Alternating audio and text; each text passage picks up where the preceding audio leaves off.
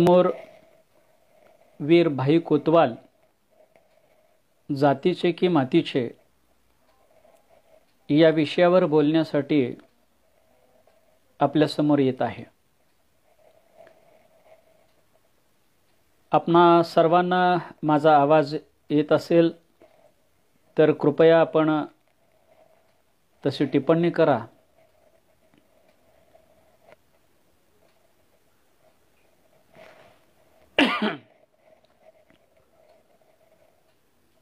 सन्माननीय माधवजी भाले त्याचबरोबर त्यांचे सहकारी या ठिकाणी या व्याख्यानाच्या निमित्तानं जॉइन झालेले आहेत। मला वाटतं आपली सर्वांची परवानगी असेल तर मी व्याख्यानाला सुरुवात करतो। माझा आवाज आपल्यापर्यंत अतिशय सुस्पष्ट चांगल्या रीतीने येतोय असे मला या ठिकाणी टिप्पणीवरून लक्षात येते। आपल्या सर्वांची परवानगी घेऊन मी माझ्या व्याख्यानाला सुरुवात करतोय।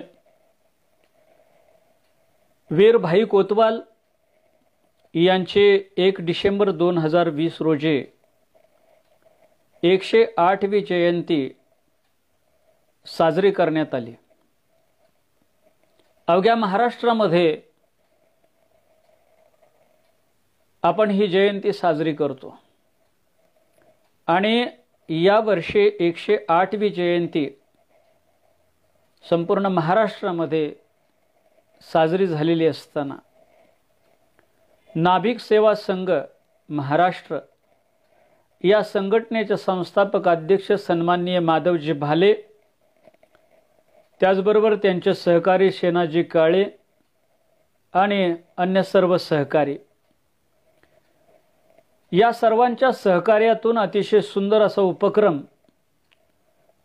या निमित्ताने राबवलेला आहे आणि गेली 19 दिवस वीर भाई कोतवाल यांचं चरित्र या व्याख्यानाच्या माध्यमातून महाराष्ट्रभर प्रसारित करण्याचं काम या निमित्ताने होत आहे।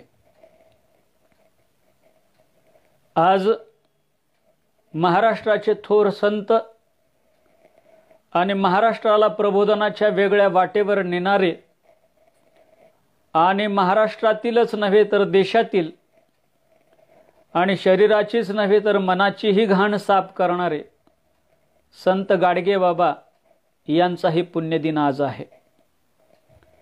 संत गाडगे बाबा यांचा पुण्यदिन आणि वीर भाई कोतवाल यांची जयंती या दोन्हीचं औचित्य साधून मी आपल्या समोर विषय मांडणार आहे तो म्हणजे वीर भाई कोतवाल जातीचे की मातीचे।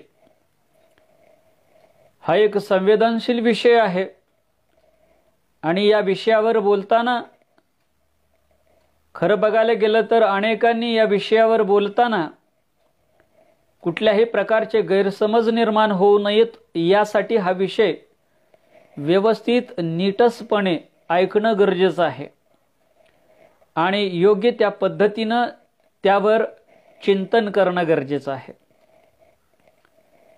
नाभिक समाज हा महाराष्ट्रातला भारत देशातला एक लढवय्या समाज म्हणून ओळखला जातो कारण या नाभिक समाजामध्ये महापुरुषांची एक फार मोठी मांदियाळी आहे आणि ही मांदियाळी शौर्याची मांदियाळी आहे, वीरतेची मांदियाळी आहे, ज्ञानाची मांदियाळी आहे। गेल्या अनेक वर्षापासून नाभिक समाजामध्ये होऊन गेलेल्या महापुरुषांनी हेच दाखवून दिलेलं आहे की आम्ही कुठल्याही प्रकारे कमी नसून शौर्याच्या बाबतीत सुद्धा आम्ही तेवढेच सक्षम आहोत, ज्ञानाच्या बाबतीत सुद्धा आम्ही तेवढेच सक्षम आहोत।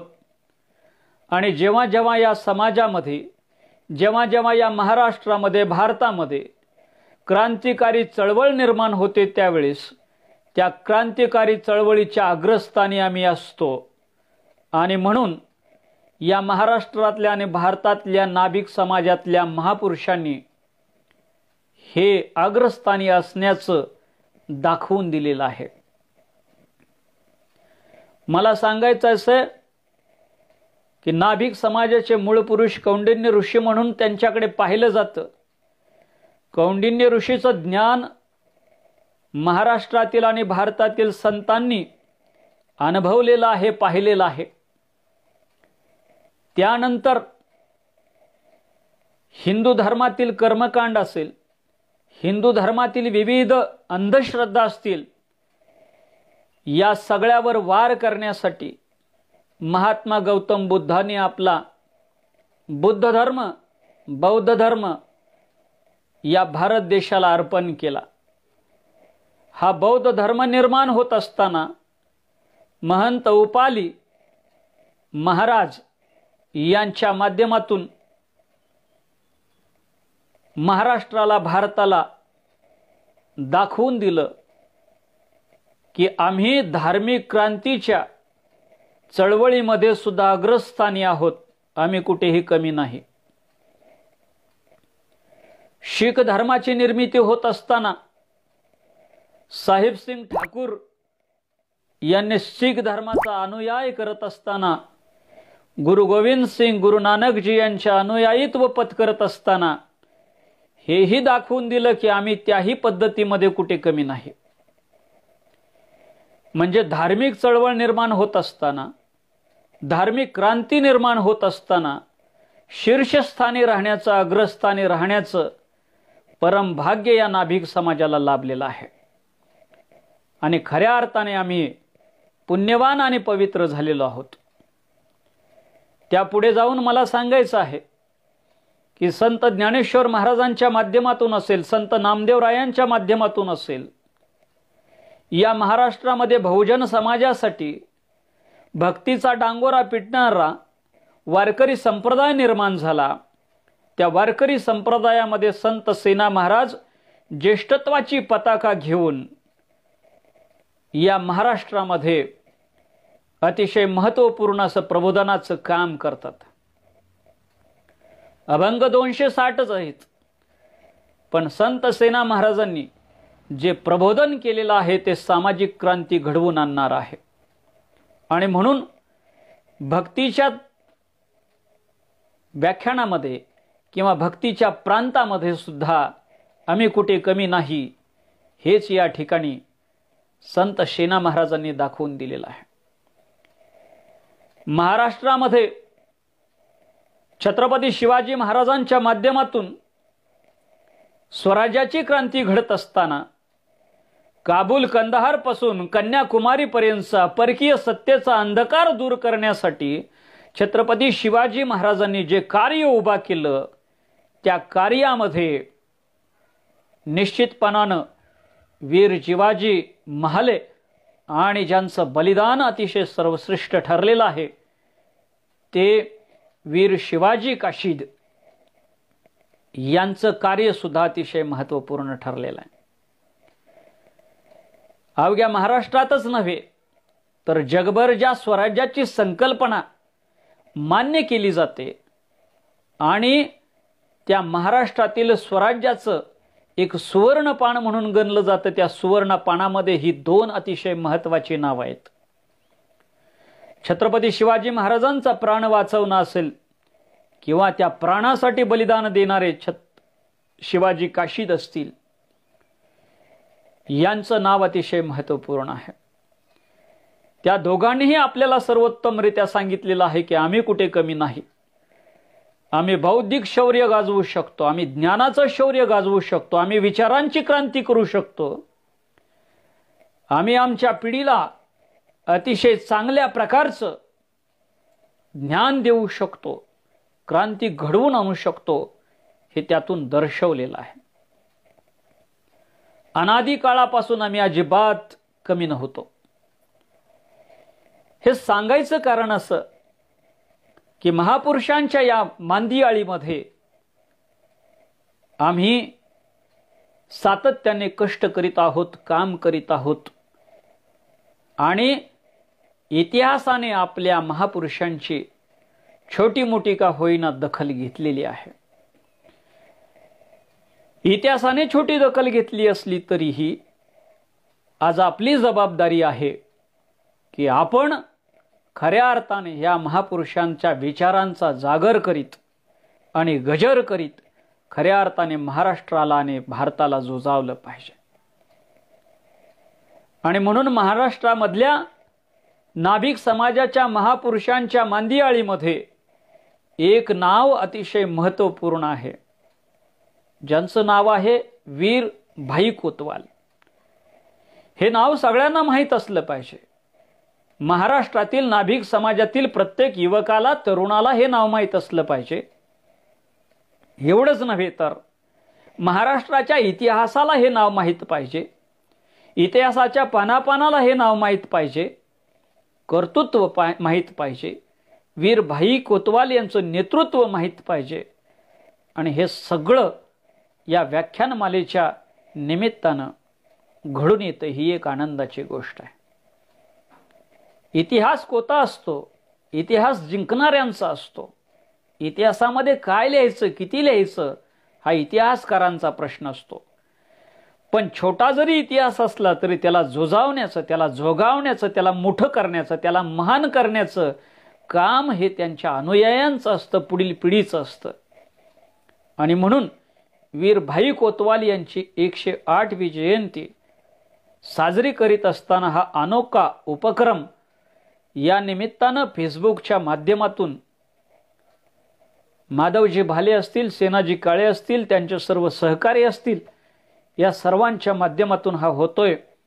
ही एक आनंदाची गोष्ट आहे. संत सेना महाराज यांची पुण्यतिथी 2020 मध्ये साजरी करीत असताना महाराष्ट्रातील गोविंदजी दळवी, अनिलजी गायकवाड यासारख्या महनीय व्यक्तींनी सुद्धा 16 व्याख्यानांचं आयोजन करून संत सेना महाराज यांच्या चरित्राचा अतिशय सुंदर असा वेध घेतलेला होता. आज त्याही पुढे जाऊन माधवजी भाले आणि सेनाजी काळे यांच्या निमित्तानं, यांच्या माध्यमातून वीर भाई कोतवाल यांच्या चरित्राचा अतिशय सुंदर असा वेध घेतला जातोय. भाले साहेबांनी मला जो विषय दिलेला आहे तो म्हणजे वीर भाई कोतवाल जातीचे की मातीचे, हा विषय मी आपल्या समोर मांडणार आहे. या विषयाला थोडासा न्याय देण्याचा मी प्रयत्न करणार आहे. खरं बघायला गेलं तर वीर भाई कोतवाल यांचा जन्म 1 डिसेंबर 1912 रोजी माथेरानसारख्या दुर्गम भागामध्ये झालेला आहे. अतिशय गरीब कुटुंबामध्ये जन्म झालेला असताना पारंपरिक काम करण्याचं नाकारून शिक्षणाची कास धरणारे हे भाई कोतवाल आपल्यासाठी आदर्श असले पाहिजेत. डोंगर, दर्या, विविध प्रकारचं प्रतिकूल परिस्थिती असताना, अतिशय दैन्य असताना, अतिशय गरिबी असताना, दारिद्र्य असताना सुद्धा शिकण्याची उर्मी मनामध्ये ठेवली आणि शिकायचंच अशा प्रकारचा विचार करून वीर भाई कोतवाल सातत्याने अतिशय चांगल्या प्रकारचं शिक्षण घेत राहिले. प्राथमिक शिक्षण त्यांनी आपल्या माथेरान भागामध्ये जरी घेतलेलं असलं तरी अतिशय चांगल्या प्रकारचं मॅट्रिक आणि पुढचं पदवीपर्यंतचं शिक्षण पुण्यासारख्या शहरामध्ये घेतलेलं आहे. मला या ठिकाणी आवर्जून सांगायचं आहे की मॅट्रिकच्या परीक्षेमध्ये अवघ्या पुणे जिल्ह्यामध्ये पहिला येण्याचा सन्मान वीर भाई कोतवाल यांनी मिळवलेला होता. अतिशय चांगल्या दर्जाचं शिक्षण वीर भाई कोतवाल यांनी मिळवलेलं होतं. एवढ्यावरच ते थांबले नाहीत. पुन्हा मुंबईला जाऊन त्यांनी LLB ची डिग्री प्राप्त केली. आणि खऱ्या अर्थाने मला सांगायचंय, ज्या समाजामध्ये शिक्षणाचं कुठल्याही प्रकारचं वारं वाहत नव्हतं, कुठल्याही प्रकारचा शिक्षणाचा स्पर्श झालेला नव्हता, अशा ठिकाणी वीर भाई कोतवाल शिक्षण घेतात, कायद्याचा अभ्यास करतात. आणि कायद्याचा अभ्यास करून नुसता अभ्यास करत नाहीत, तर सर्वसामान्य माणसांसाठी, शेतकऱ्यांसाठी, कातकऱ्यांसाठी, आदिवासींसाठी अतिशय चांगल्या प्रकारचा कायदा कसा राबवता येईल, कायद्याचं ज्ञान, कायद्याचं सहकार्य, कायद्याची मदत त्यांना कशी देता येईल, या प्रकारचा विचार त्यांनी त्यांच्या आयुष्यामध्ये केला.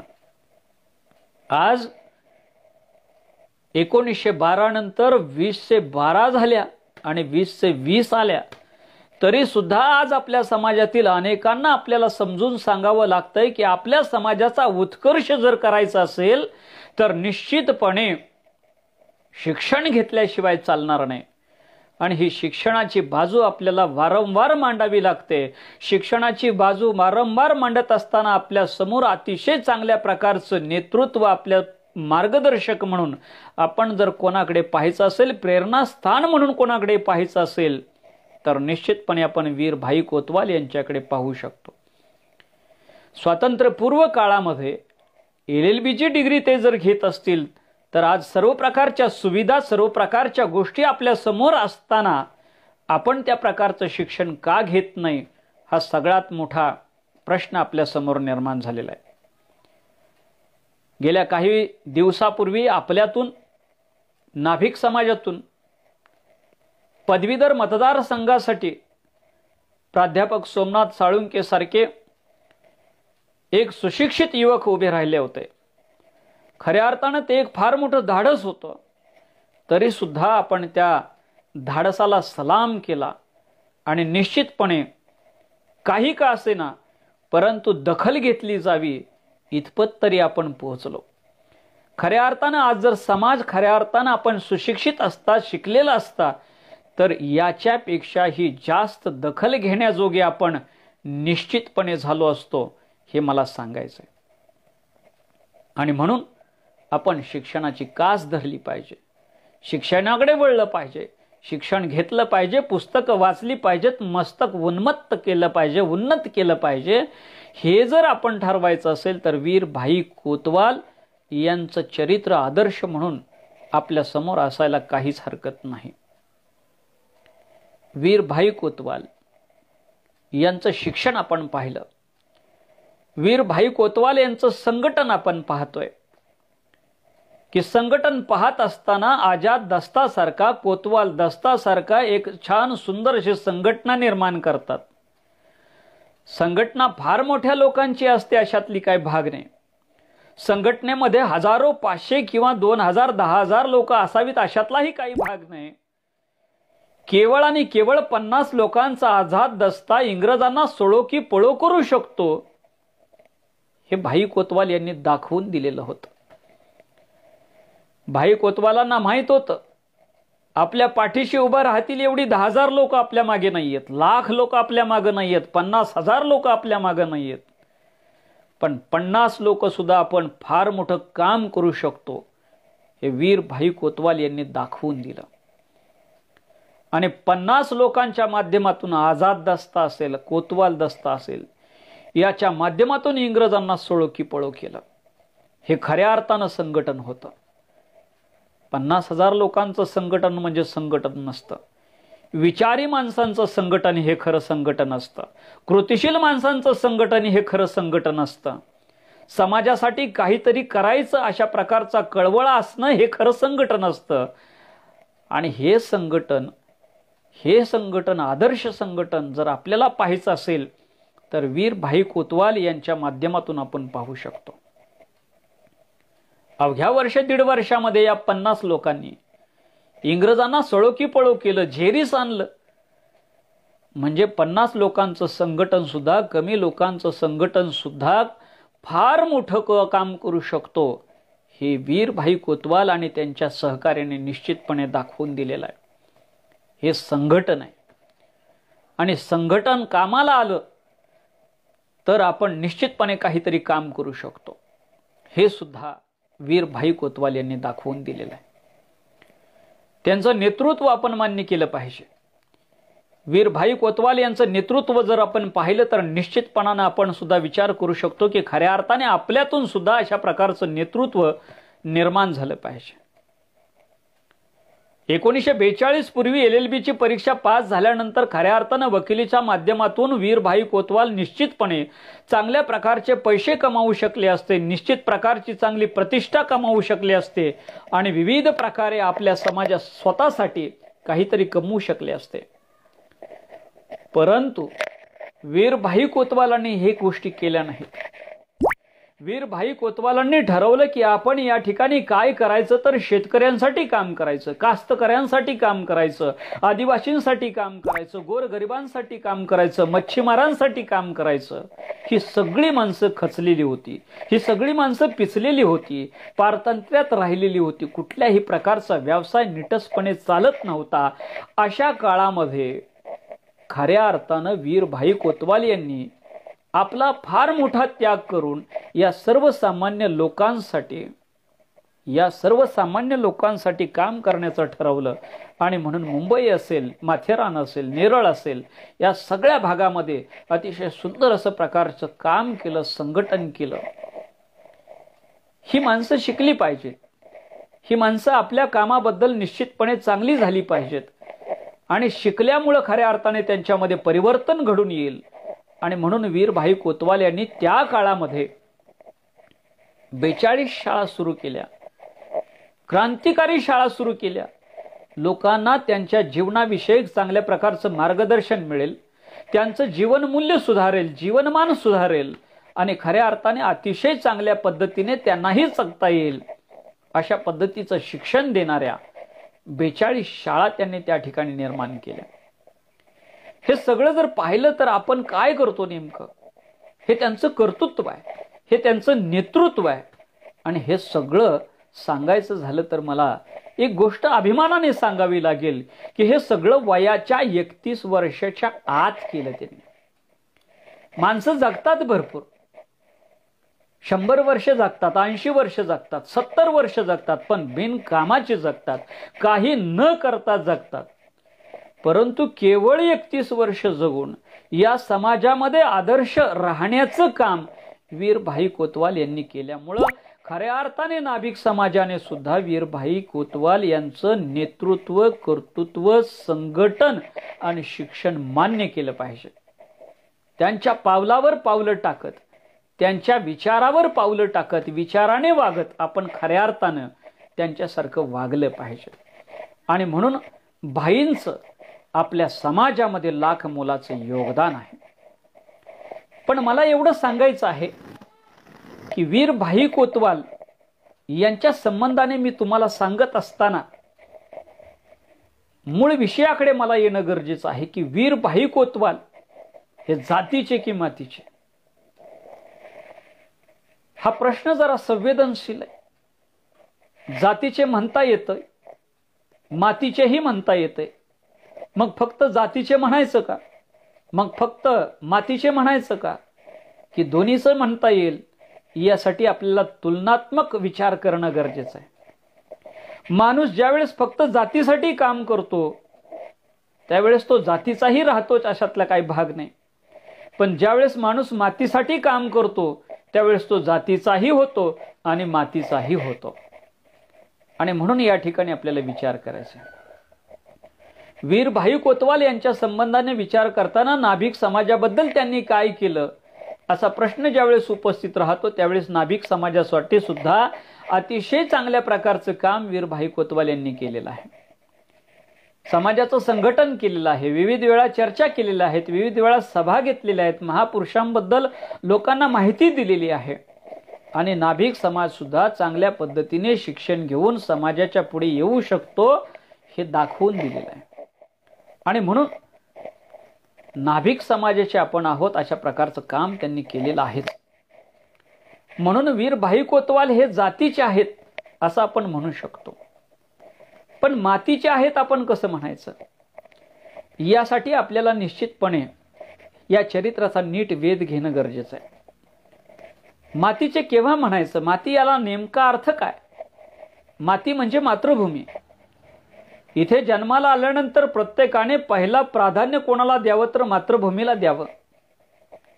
आणि मातृभूमीच्या माध्यमातून आपल्या समाजाची, आपल्या जातीची, आपल्या अनेक प्रकारे सेवा करू शकतो. आपण भारत मातेची सेवा करू शकतो. मला या ठिकाणी आवर्जून असं सांगायचं आहे की ज्या वेळेस 1818 मध्ये पेशवाईचा अंत झाला आणि 150 वर्ष भारतावर इंग्रजांचं राज्य होतं, त्या काळामध्ये पंजाब पासून ते कन्याकुमारी पर्यंत अनेक मोठे मोठे सुशिक्षित शिकलेले समग्र लोक या भारतीय स्वातंत्र्य लढ्याचं चळवळीचं नेतृत्व करत होते. सरदार वल्लभभाई पटेल असतील, महात्मा गांधी असतील, डॉक्टर बाबासाहेब आंबेडकर असतील, लाला लजपतराय असतील, लोकमान्य टिळक असतील, याचबरोबर अनेक प्रकारची लोक अशी होती. आपण सुभाषचंद्र बोस यांचं नाव घेऊ शकतो, भगतसिंग यांचं नाव घेऊ शकतो. असा कुठलाही प्रांत नव्हता, अशी कुठलीही भूमी नव्हती, असा कुठलाही भाग नव्हता की ज्या भागातून फार मोठे मोठे लोक त्या ठिकाणी चळवळीमध्ये येत होते. ही सगळी लोक शिकलेली होती आणि शिकलेल्या अवस्थेमध्ये सुद्धा या शिकलेल्या ज्ञानाचा, घेतलेल्या ज्ञानाचा समाजासाठी, मातृभूमीसाठी उपयोग करत होते. ही महत्वाची बाब आहे. वीर भाई कोतवाल सुद्धा शिकलेले होते, LLB ची डिग्री होती आणि त्यांनी सुद्धा देशासाठी काहीतरी करायचं असं ठरवलेलं होतं. आज मला असं सांगायचंय, आज शिकलेली माणसं ना जातीसाठी काम करत आहेत, ना मातीसाठी काम करत आहेत.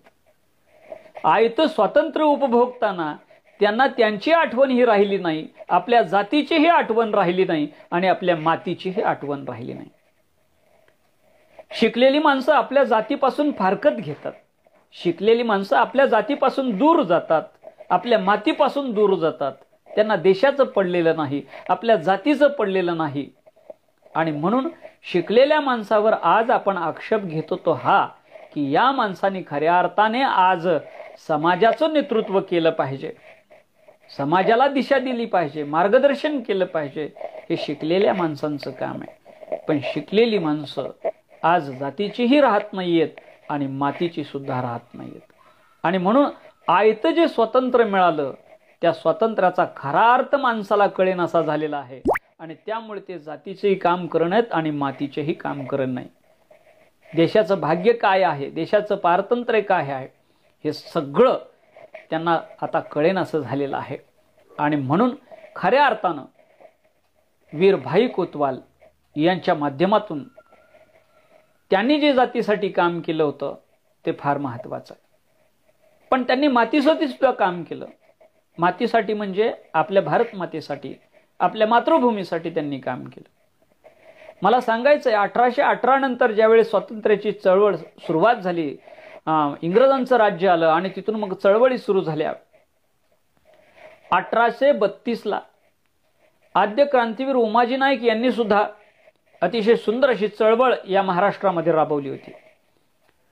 जेजुरी पुरंदर प्रांतामध्ये आद्य क्रांतीवीर उमाजी नाईक यांनी स्वतःचं राज्य निर्माण करण्याचा प्रयत्न केला होता.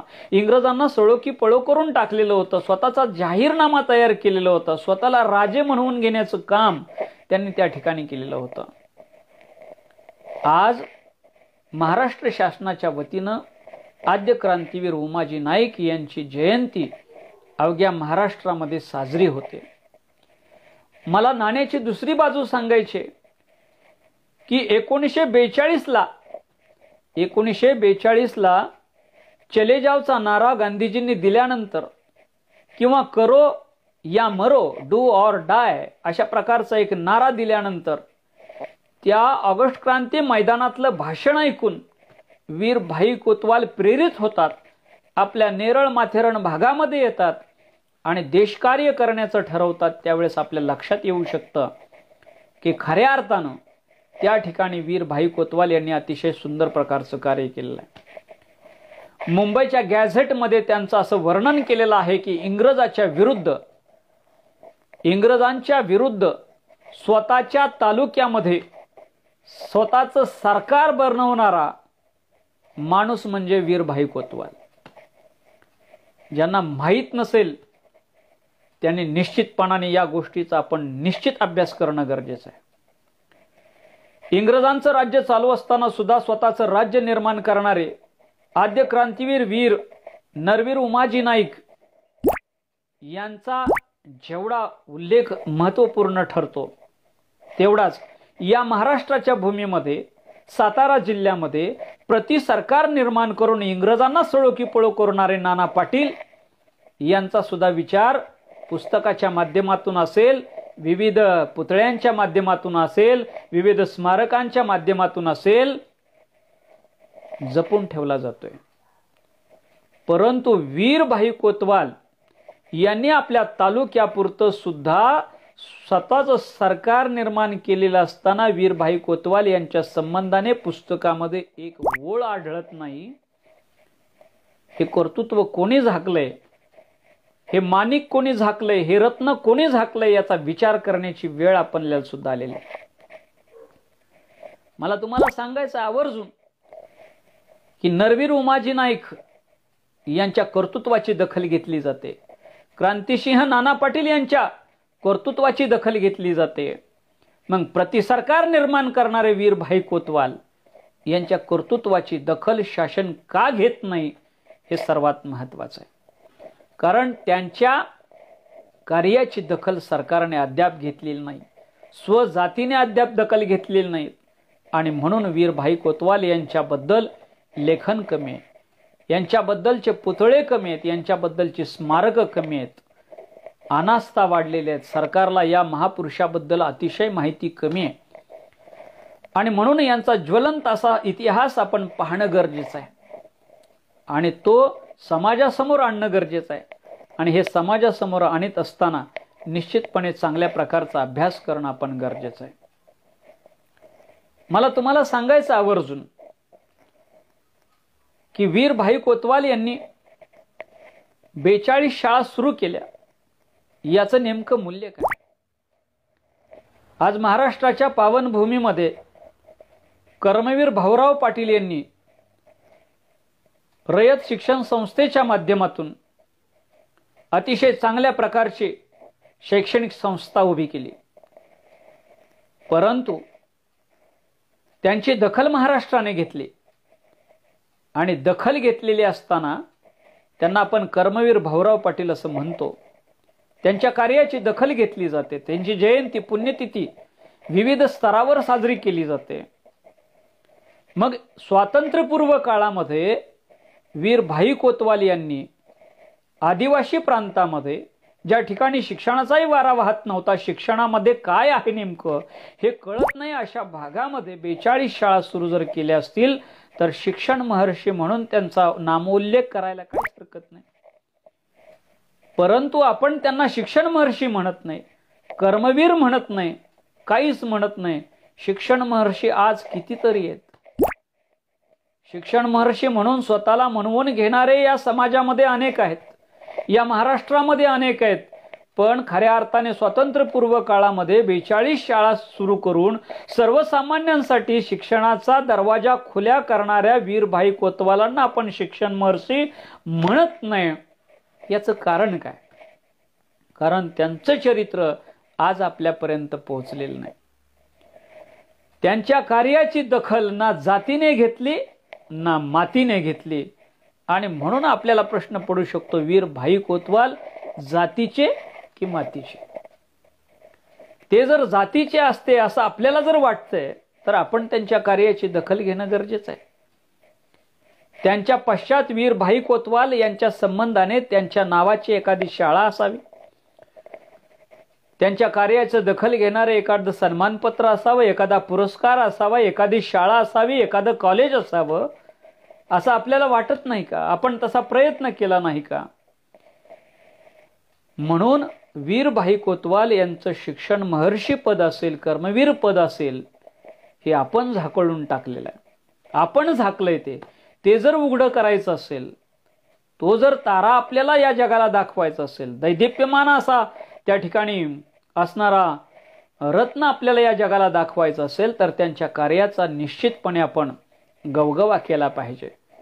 शिक्षण क्षेत्रामध्ये असणारं त्यांचं जे योगदान आहे त्या योगदानाचा आपण विचार केला पाहिजे.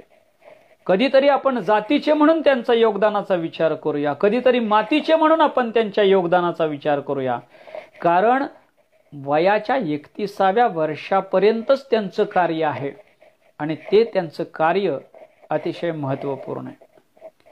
आज आपण आपल्या समाजाचा विचार करीत असताना समाजामध्ये छोटे मोठे कार्यकर्ते असतील, छोटे मोठे लोक असतील, पैसेवाले असतील, पैसेवाले नसतील, परंतु शिक्षणाची गंगा आज आपल्या समाजापर्यंत नेणारे कोण आहे का याचा विचार करणं गरजेचं आहे. जे असतील त्यांना धन्यता दिलीच पाहिजे, निश्चितपणे दिली पाहिजे.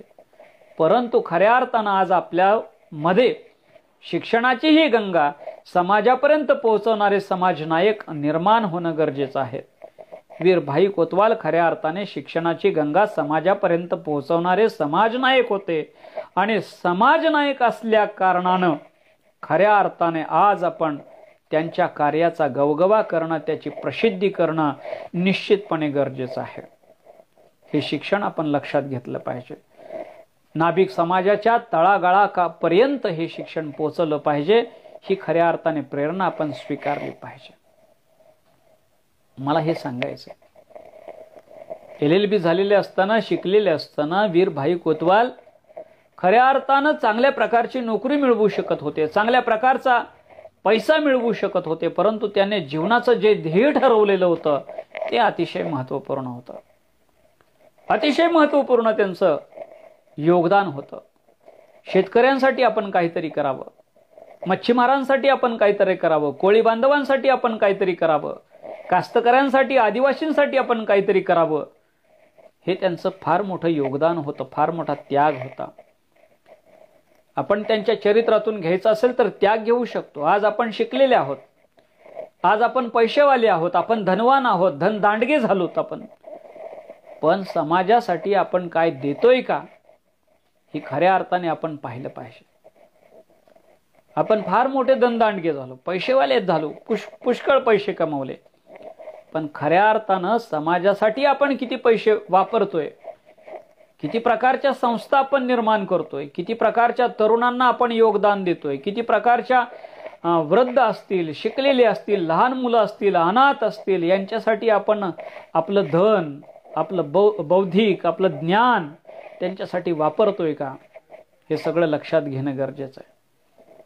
आणि म्हणून वीर भाई कोतवाल यांच्या जीवनचरित्राचा आदर्श आपण घेतला पाहिजे.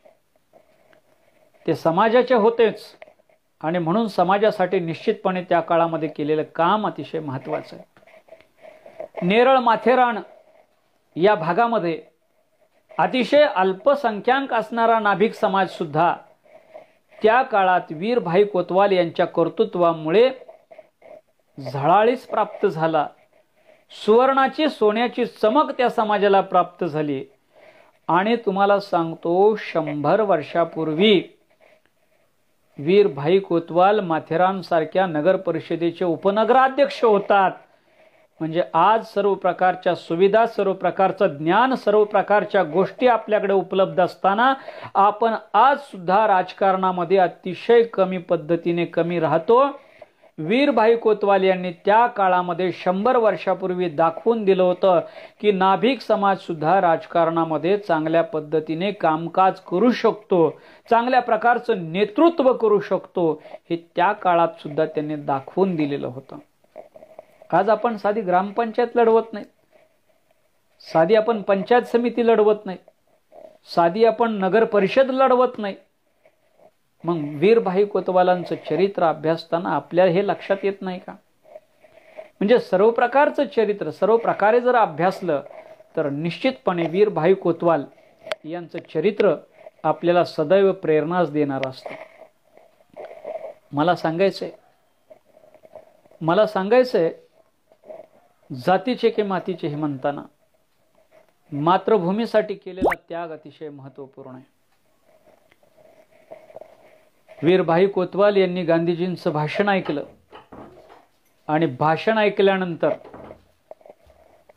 ऐकल्यानंतर त्यांनी ठरवलं आपण माथेरानला जायचं, नेरळ भागामध्ये जायचं, आपल्या मातृभूमीमध्ये जायचं आणि त्या ठिकाणी कार्य करायचं.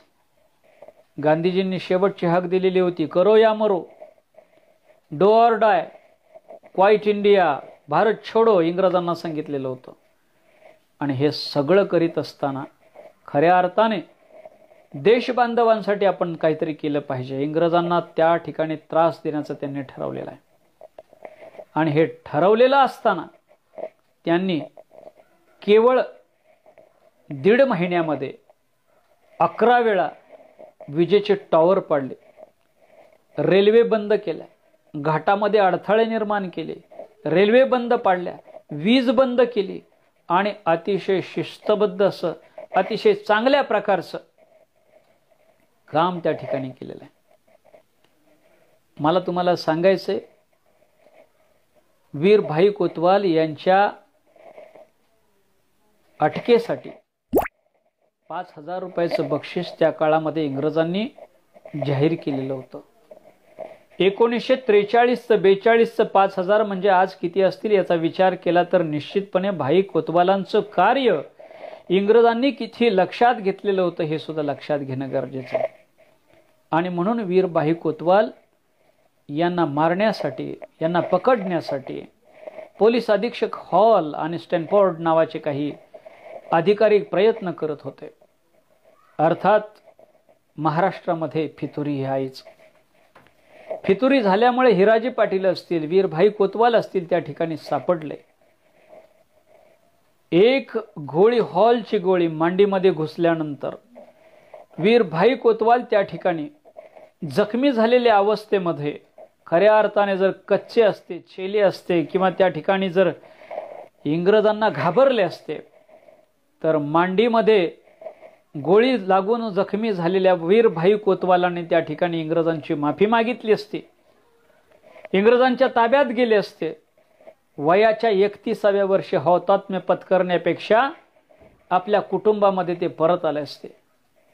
पण विचार करण्यासारखी गोष्ट आहे, एक मुलगा, एक मुलगी, एक पत्नी यांचं आयुष्य लक्षात न घेता इंग्रजांबरोबर त्या ठिकाणी झटापट करून हॉलच्या अनेक गोळ्या आपल्या अंगावर झेलण्याचं काम वीर भाई कोतवालांनी केलं. त्यांचा इतिहास हा रोमांचकारी इतिहास आहे, अंगावर काटे येणारा इतिहास आहे, रोमांचकारी इतिहास आहे, विस्मयित करणारा, विस्मयकारी इतिहास आहे.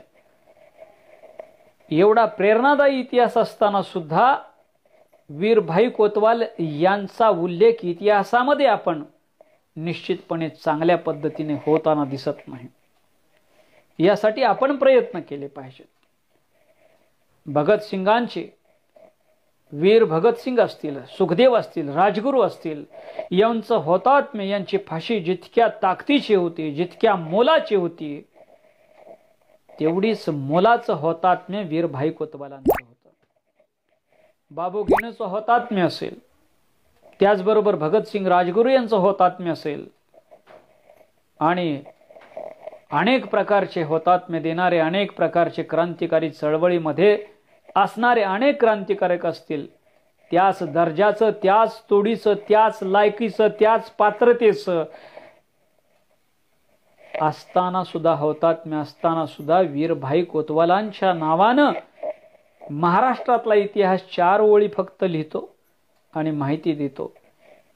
हे जर निश्चितपणाने आपण लक्षात घेणं गरजेचं आहे. यासाठी शासनाशी भांडलं पाहिजे, बोललं पाहिजे, विविध प्रकारे आपण हे चरित्र समाजातील लोकांपर्यंत नेलं पाहिजे. आणि खऱ्या अर्थाने महात्मा गांधी असतील, नेहरूजी असतील, सरदार वल्लभभाई पटेल असतील, अनेक प्रकारची महान महान माणसं असतील, त्या पंक्तीमध्ये बसणारे आमचे सुद्धा वीर भाई कोतवाल होते, हे आपण दर्शवलं पाहिजे, दाखवलं पाहिजे. आणि म्हणून खऱ्या अर्थानं निस्वार्थ बुद्धीनं आपण काम केलं पाहिजे. त्यावेळेस आपल्या मनामध्ये जो प्रश्न निर्माण होतो की वीर भाई कोतवाल हे जातीचे का मातीचे, खरं बघायला गेलं तर जो माणूस मातीचा असतो तो निश्चितपणे जातीचा असतो.